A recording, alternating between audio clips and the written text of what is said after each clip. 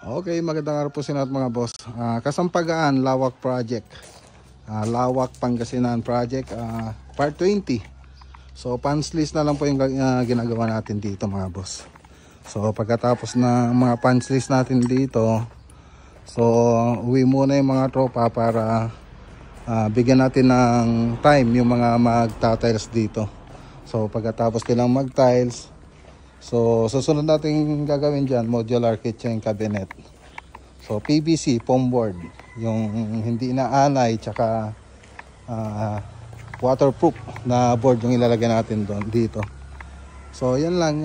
Yung mga, ito pa rin naman yung kulay niya. Kaya lang yung inaayos natin dito, yung mga punch list natin. Retouching para sa mga wall. So doon sa loob, ganun din yung ginagawa natin. So andun yung ibang tropa sa loob, inaayos nila. Dito meron pa akong konting nakita na ayusin nila. So may papakita ko na lang po yan sa susunod na vlog natin.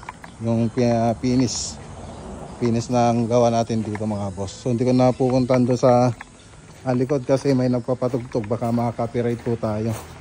So dito lang na tayo sa loob banda mga boss. Dito sa loob, ganoon din, punch list din yung mga ginagawa natin dito. Para pagkatapos natin dito, ayun, tiles na po sila. So, okay na rin lahat ng ilaw dito. So, yung susunod na gagawin natin na sinasabi kanina dito. Yung modular kitchen cabinet. Alright. So, yan lang yung dito mga boss, yung update dito sa Kasampagaan, Lawak, Pangasinan. Alright.